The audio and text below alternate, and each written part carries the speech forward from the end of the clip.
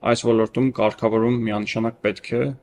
այս ոլորտը օրենսդրական դաշտ բերել, քանի որ ոլորտի տնտեսվարողներն էլ չգիտեն թե ինչպես գրանցվեն, ինչպես հարաբերվեն պետության հետ, ինչպես հարկեր վճարեն, նաև շատ խոչընդոտներ կան մասնավորապես բանկային համակարգի կողմից, այսինքն օրենսդրություն միանշանակ պետք է ու սրա մասին ոլորտը խոսել է տարիներ շարունակ, բայց այն օրենսդրական կարգավորումը, որ հիմա շրջանառվում է կենտրոնական բանկի կողմից, շատ բացասական բազայով է, վերցվել է եվրոպական մի կարգավորումը, նախ արժի նշել, որ տվյալ կարգավորումը ամբողջությամբ ուժի մեջ չի մտել դեռևս Եվրամիությունում, այսինքն մենք չենք տեսել դրա արդյունքները։ Բացի այդ, շատ ընկերություններ, որոնք որ նախկինում կրիպտոարժույթների ծառայություններ էին մատուցում Եվրոպական միությունում, հիմա դուրս են գալիս այնտեղից, հենց տվյալ օրենսդրության չափազանց բարդ եւ ոչ տրամաբանական լինելու պատճառով։ Ու տվյալ օրենսդրական օրինակը այստեղ բերելը այնպիսի տեղից, որտեղ որ կրիպտո համակարգը զարգացած չի, ստարտափային համակարգը զարգացած չի, տրամաբանված չի, եթե մենք ուզում ենք այս ոլորտի զարգացում ապահովել Հայաստանում։